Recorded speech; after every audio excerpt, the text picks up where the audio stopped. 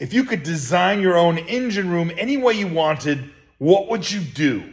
Hi, I'm Joe, and welcome to MotorCity Boat Works. Let's get to work.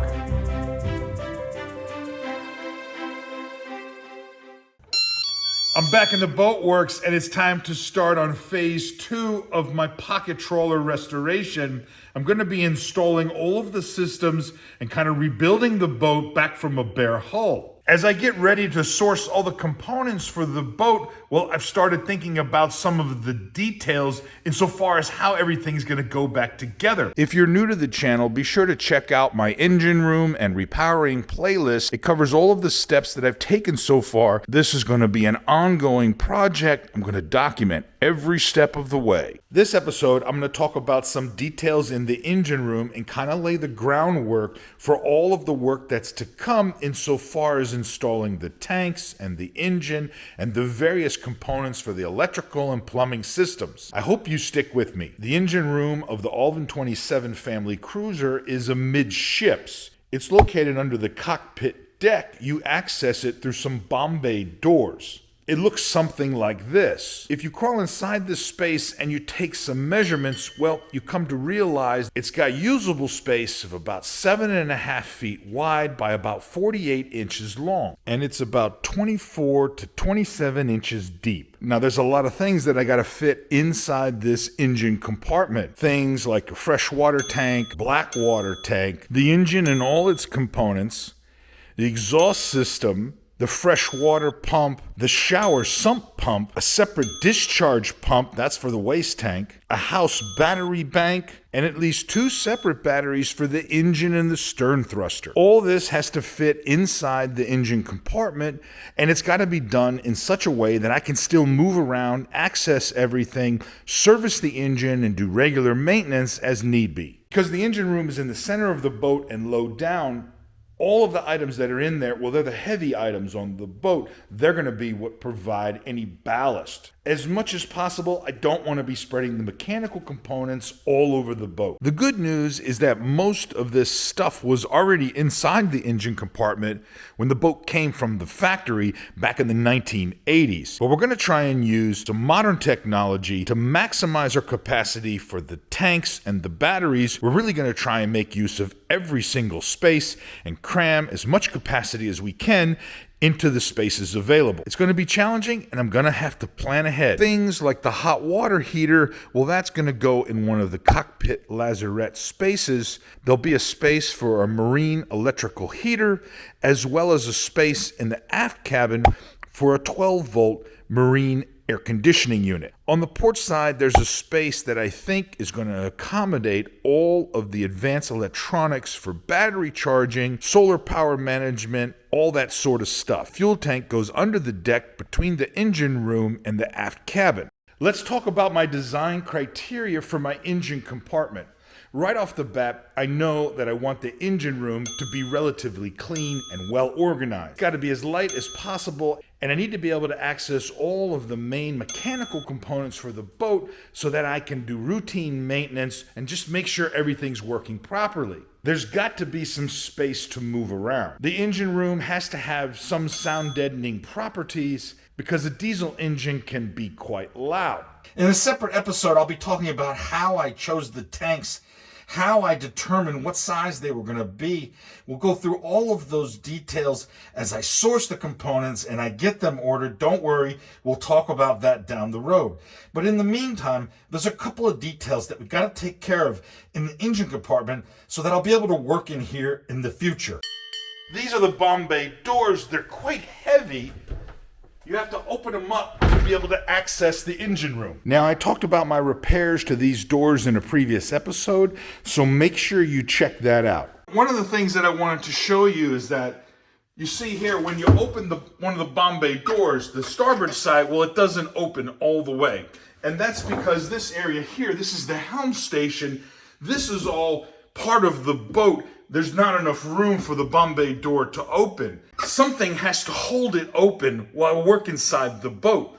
Over the next several months, maybe even more than a year, I'm going to be down inside the engine compartment, and I've got to have a way to keep this thing open. Now, the captain's helm chair goes right here and mounts right on the deck.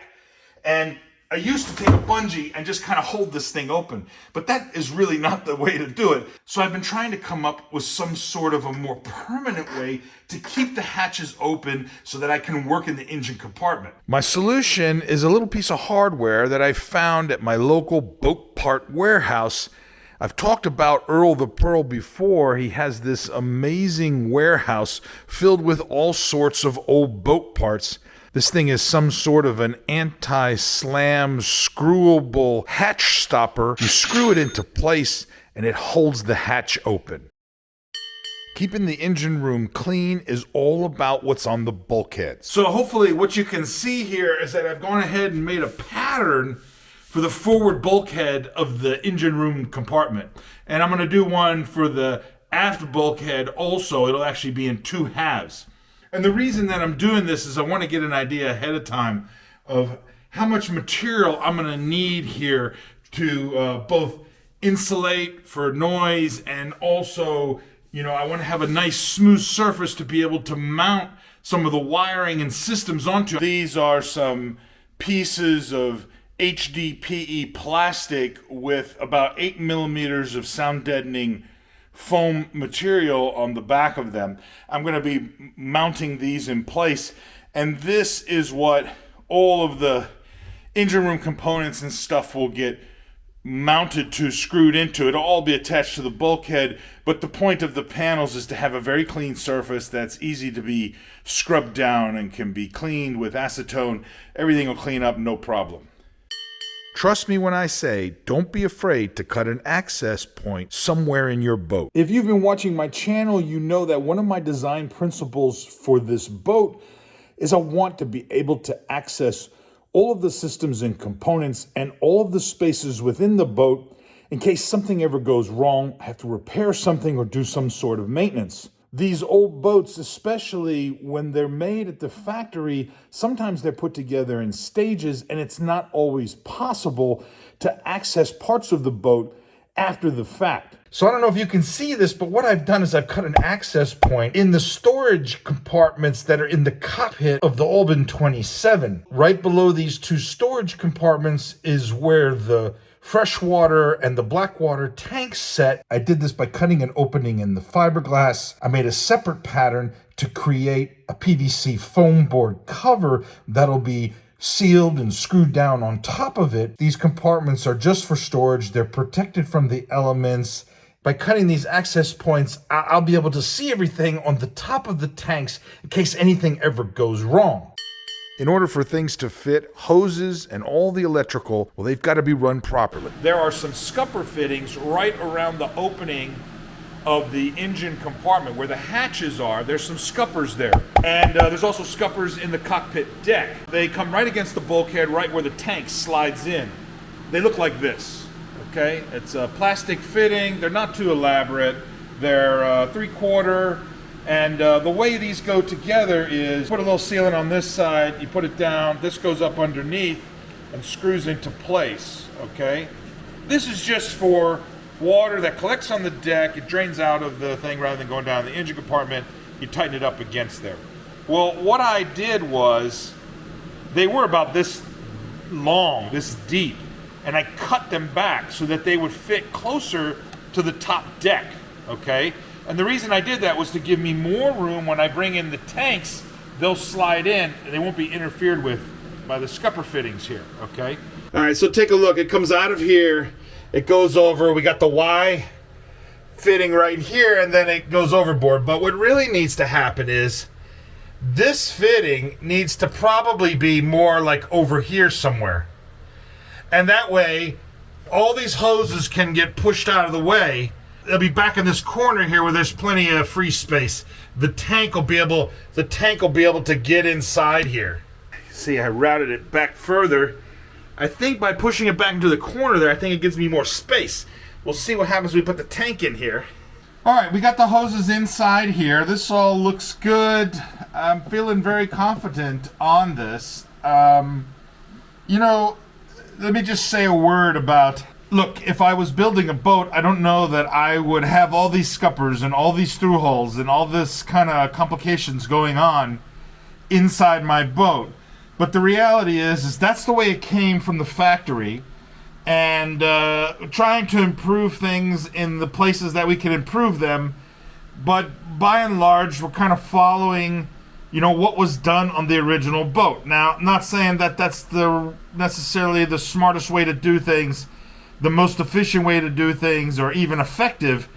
But that's what they did on the original boat. And the boats are 40-some years old. They have a long, successful track record, a strong owner's following. So I think we're not making a mistake following kind of what was done before. Just try and improve it. Here's a classic example. You got this hose is a little higher than here. These scuppers are lower than those scuppers, but the through hole's down over there. I mean, I don't know that I would have done it that way, but there was obviously some intention, of having drainage at the Bombay Doors here instead of just the cockpit area. It is what it is, and we make the best of it and kind of go on. It's going to be a tight squeeze getting everything inside here. Now we cut the access hatches to be able to look down on top of the tanks to access things if we need to. It remains to be seen whether that's going to be enough to allow me to plumb this the way that I want. The last detail is to reroute the steering cable for the helm. This boat has what's called a Morse steering system. Morse is now owned by Teleflex. You can read about this type of steering system online, but basically it's a cable that goes into a steering mechanism, and then a gear system kind of pulls the cable through or pushes it back, and that's what turns the rudder. On my boat, the steering column was installed vertically. That's this large red cable that you probably keep seeing in all the photographs. The vertical position of the steering cable interferes with any sort of large tank that you're trying to stick up under the deck. So I needed to move the steering column so that the steering cable exits out of the helm station from the side. That way it can be routed down into some dead space that will go behind any sort of tank. It's a fairly simple job rerouting cables. It's just messy because the steering gear and the cable, well, it's got a lot of grease on. Now that the steering cable is out of the way, I'll be able to fit a 45-gallon waste tank inside the engine room. That's more than double what was there before. These are just some of the details that I think you might want to consider if you're going to be repowering your boat. Maybe you're redoing your engine compartment. You want to have everything ready to go before you start installing your components. I hope you got something out of this episode. I'll be back again next time. We'll be talking about tankage and some of the other components that are going inside the Albin 27. I want to thank you for stopping by. We'll see you next time. Stay motivated. Now I make my measurements and my sketches and my parts list available to the workers. All you have to do is go over to Patreon, sign up. Even if you can't support the channel right now, sign up as a free worker because sometimes I give away free information.